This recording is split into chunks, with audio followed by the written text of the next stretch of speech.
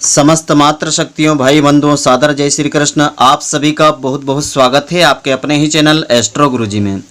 यदि आपने अभी तक हमारे चैनल को सब्सक्राइब यदि नहीं किया हो तो अभी सब्सक्राइब कर लें और बेल आइकन को अवश्य दबाएं, जिससे हमारे अगले आने वाले नए वीडियो की नोटिफिकेशन सबसे पहले आपके पास पहुंचे।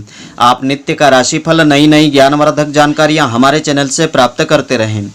तो आज आपको हम बताने जा रहे हैं हरताली तीज का शुभ मुहूर्त, इसकी पूजा विधि और इस दिन का महत्व क्या होता है। इस दिन किन मंत्रों का उच्चारण करके आपको पूजन करना चाहिए जिससे इस व्रत का संपूर्ण फल आपको मिल सके।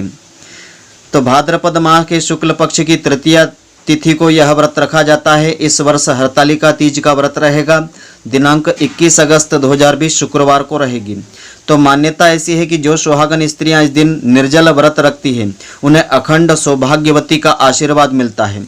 सुहागन स्त्रियां अपने पति की दीर्घ आयु और घर परिवार में सुख समृद्धि की कामना से हरतालिका तीज का यह व्रत धारण करती है। इस दिन भगवान शंकर जी और माता पार्वती जी की पूजा की जाती है। इस दिन ही देवी पार्वती जी ने भगवान शंकर जी को पति के रूप में पाने के लिए व्रत व पूजन किया था। तभी से सुहागन स्त्रियां अपने पति की लंबी उम्र का वरदान पाने के लिए यह व्रत करती है। इस दिन माता पार्वती जी को सुहाग की सभी सामग्री अर्पण करना चाहिए।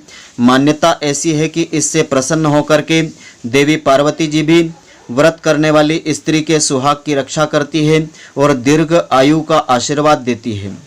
तो इस व्रत को रखने वाली महिलाएं पूरे दिन भगवान गौरी शंकर की पूजा में लीन रहें, माता पार्वती जी का श्रृंगार करें। महिलाएं इस दिन माता पार्वती जी को सुहाग की सामग्री अर्पण करें। माता पार्वती जी को सुहाग की इन सामग्रियों को अर्पण करना चाहिए। इसमें लाल चुनरी, गले का हार, कानों के झुमके, नाक का लौंग, कंघी, शीशा, तेल, नाखून, जो सामग्री सुहाग की होती है, मेहंदी आदि सारी सामग्री एकत्रित करके अर्पण करना चाहिए। तो इसका संपूर्ण फल मिलता है। इस दिन की पूजन सामग्री इस प्रकार से रहेगी। अपनी पूजा की थाली में इस दिन यह सामग्री आपको रखना चाहिए: कुमकुम, बिल्वपत्र, कलावा यानी नाड़ा, गुड़हल का पुष्प, धतूरे का फल और फूल, शमी की पत्तियां, फूल, आंकड़े के पुष्प, 5 तरह के फल रखना चाहिए, 5 प्रकार के मेवे रखना चाहिए, 5 प्रकार की मिठाई रखना चाहिए, श्रीफल यानी कि नारियल रखना चाहिए, जायफल रखना चाहिए, सुपारी, लौंग, इलायची, चंदन, गंगाजल, शहद, दूध, दही, गन्ने का रस या शक्कर रख सकते हैं, शुद्ध घी और ज्योत के लिए रुई रखना चाहिए और धूप बत्ती आदि रखना चाहिए। दक्षिणा आदि चढ़ाने के लिए रखना चाहिए। तो इस दिन का शुभ मुहूर्त इस प्रकार से रहेगा। दिनांक 21 अगस्त 2020 शुक्रवार के दिन प्रातःकाल 2:13 से तृतीया तिथि आरंभ हो जाएगी। तृतीया तिथि समाप्त होगी दिनांक 21 अगस्त 2020 शुक्रवार की रात्रि को 11:02 पर यह तिथि समाप्त हो जाएगी। इस दिन प्रातःकाल पूजन करने का शुभ मुहूर्त इस प्रकार से रहेगा। दिनांक 21 अगस्त 2020 को प्रातःकाल 5:54 से तो प्रातःकाल 8 बजे का पूजन का सर्वश्रेष्ठ समय रहेगा और प्रदोष काल सायंकाल का पूजन का समय रहेगा। शाम के 6:54 से आरंभ होकर के तो रात्रि के 9:06 तक का समय पूजन का सर्वश्रेष्ठ समय रहेगा। तो सुखी दाम्पत्य जीवन के लिए इस प्रकार से पूजन अर्चन करना चाहिए। हरतालिका तीज के दिन सबसे पहले देवी पार्वती जी और शिव जी की श्रद्धापूर्वक पूजन अर्चन करें। इसके बाद 11 नवविवाहितों को सुहाग की सामग्री भेंट करें। ध्यान रखें कि सुहाग की सामग्रियों को में 16 प्रकार का श्रृंगार अवश्य होना चाहिए। साथ ही 5 बुजुर्ग सुहागिनों को साड़ी और बिछिया दान में देना चाहिए और पति के साथ उनके पैर छूना चाहिए, उनका आशीर्वाद लेना चाहिए। तो इससे दाम्पत्य जीवन सुखमय बनता है। तो देवी पार्वती जी को इन चीज़ों को चढ़ाना चाहिए। महिलाएं इस दिन माता पार्वती जी को सुहाग का सामान अर्पण करें। माता पार्वती जी को अर्पण करने वाली सामग्रियों में है सिंदूर, बिंदिया, काजल, लिपस्टिक, इत्र, लाल चुनरी, गले का हार, कानों के झुमके, नाक की लौंग, कंघी, शीशा यानी कांच, तेल, नाखून की पेंट और चूड़ियाँ, मेहंदी और सामग्री जो भी सुहाग की हो सब सामग्री एकत्र करके अपनी सामर्थ्य के अनुसार देवी पार्वती जी को अर्पण करना चाहिए। तो सबसे कठिन व्रतों में से व्रत होता है यह व्रत अत्यंत कठिन माना जाता है क्योंकि इसमें जल भी पीने की मनाही होती है। यह व्रत निर्जल रखना होता है तभी इस व्रत का संपूर्ण फल मिलता है। हरतालिका तीज व्रत करने वाली महिलाएं एवं कुंवारी कन्याएं भगवान शिव जी और माता पार्वती जी को प्रसन्न करने के लिए उनकी पसंद के फल और पुष्प मिठाई के साथ माता पार्वती जी को सुहाग की सामग्री अर्पण करें। तो यह व्रत 2 प्रकार से रखा जाता है। हरतालिका तीज का व्रत सभी व्रतों में श्रेष्ठ व्रत माना जाता है। यह व्रत बेहद कठिन होता है। इसमें 2 प्रकार से इसे किया जाता है, एक निर्जल व्रत और दूसरा फलाहारी व्रत होता है। निर्जल व्रत में पानी नहीं पिया जाता है, इसके साथ ही अन्न या फल कुछ भी ग्रहण नहीं किया जाता है। वहीं फलाहारी व्रत रखने वाली जो महिलाएं हैं इस व्रत के दौरान जल पी सकती है और फल का सेवन कर सकती है। जो कन्याएं निर्जल व्रत नहीं कर सकती है तो उनको फलाहारी व्रत कर लेना चाहिए। तो हरतालिका तीज में 16 श्रृंगार का विशेष महत्व बताया है। हरतालिका तीज का व्रत करने वाली महिलाओं को नए वस्त्र इस दिन पहनना चाहिए, क्योंकि यह बेहद जरूरी होता है। साफ सुथरे वस्त्र, शुद्ध वस्त्र ही पहनना चाहिए। तीज में सबसे ज़्यादा हरे रंग की साड़ी पहनना चाहिए या लाल या गुलाबी साड़ी पहनना चाहिए। तीज पूजा में शिव जी के लिए की जाती है। भगवान शिव जी को हरे रंग प्रिय होते हैं। इस दिन महिलाएं रंग बिरंगे कपड़े पहन करके 16 प्रकार का श्रृंगार करें। हरतालिका तीज व्रत के दौरान 16 श्रृंगार का विशेष महत्व बताया है। इस दिन महिलाएं हाथों में मेहंदी अवश्य लगाएं और सुहाग की निशानी यह मानी जाती है। तो पूजा के समय इन मंत्रों का उच्चारण करना चाहिए, जिससे देवी पार्वती जी की विशेष कृपा मिलती है। पूजन करते वक्त इन मंत्रों का उच्चारण अवश्य करें।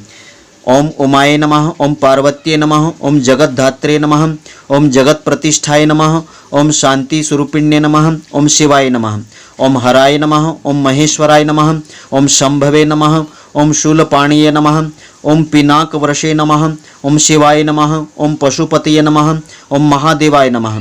इन मंत्रों का उच्चारण करते हुए पूजन करने से इस व्रत का अनंत गुना फल मिलता है। तो बिना पानी पिए किया जाता है यह व्रत। हरतालिका तीज व्रत में जल ग्रहण नहीं किया जाता है। व्रत के बाद अगले दिन जल ग्रहण करने का इसमें विधान होता है। वहीं हरतालिका तीज व्रत करने पर इसे छोड़ा नहीं जाता है। प्रत्येक वर्ष इस व्रत को विधि विधान और श्रद्धा के साथ करना चाहिए। हरतालिका तीज व्रत के दिन रात्रि जागरण करना चाहिए। रात्रि में भजन कीर्तन करना चाहिए। इस व्रत को कुंवारी कन्याएं कर सकती है और सौभाग्यवती स्त्रियां भी श्रद्धापूर्वक कर सकती हैं। तो इसका नाम हरतालिका कैसे पड़ा?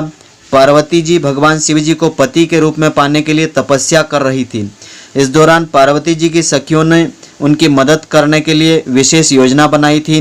सखियां उनका हरण करके उन्हें जंगल में ले गई थी ताकि उन्हें विष्णु जी से विवाह नहीं करना पड़े। सखियों ने उनका हरण किया था, इसीलिए इस व्रत का नाम हरतालिका तीज पड़ा था। गया जंगल में जाकर के पार्वती जी ने शिव जी को पति के रूप में पाने के लिए उनकी तपस्या करना आरंभ कर दिया था। फिर शिव जी ने उन्हें दर्शन दिए और उन्हें पत्नी के रूप में स्वीकार कर लिया था। पार्वती जी की इस तपस्या को देखकर ही महिलाओं को हरतालिका तीज का व्रत करने की प्रेरणा मिली थी। तो इस दिन की कथा इस प्रकार से है। हरतालिका तीज के व्रत की कथा भगवान शिव और माता पार्वती जी से जुड़ी है। धर्म ग्रंथों में ऐसा बताया है, अपने पिता द्वारा कराए गए यज्ञ में जब शिव जी का अपमान हुआ था तो पार्वती जी ने यज्ञ की अग्नि में कूद करके आत्मदाह कर लिया था। अगले जन्म में उन्होंने राजा हिमालय की बेटी के रूप में जन्म लिया। भगवान शंकर को मन ही मन पति मान लिया था। पिता ने पार्वती जी के विवाह के लिए नारद जी से सलाह की तो उन्होंने भगवान विष्णु जी का नाम आगे रखा था। तो इस प्रकार से हरतालिका तीज का व्रत सबसे कठिन व्रतों में से व्रत माना गया है। इस व्रत में अन्न जल का त्याग कर दिया जाता है। तीज की पूजा में रात्रि में ही की जाती है। इस व्रत के दौरान महिलाओं को मन में शुद्ध विचार रखना चाहिए। इस दिन बुराई, लोभ, क्रोध से बचना चाहिए। इस व्रत में भगवान शिव और माता पार्वती जी का ध्यान लगाना चाहिए। तो हरतालिका तीज को माता पार्वती जी और भोलेनाथ के पुनर्मिलन के उपलक्ष्य में मनाया जाता है। तो मान्यता ऐसी है कि माता पार्वती जी ने शिव जी को पति के रूप में पाने के लिए कठोर तपस्या की थी। माता पार्वती जी के कठोर तप को देख करके शिव जी ने उन्हें दर्शन दिए थे और अपनी पत्नी के रूप में उनको स्वीकार कर लिया था।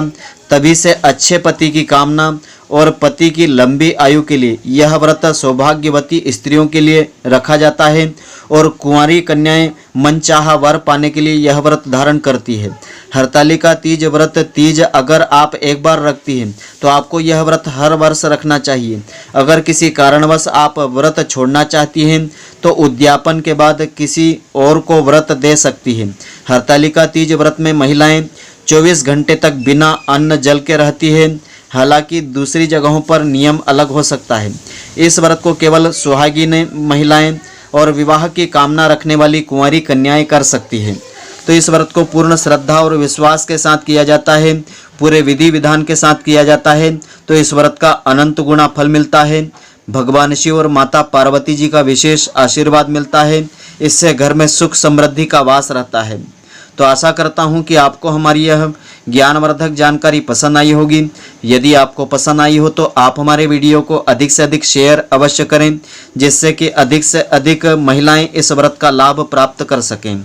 धन्यवाद। जय श्री महाकाल। फिर मिलेंगे।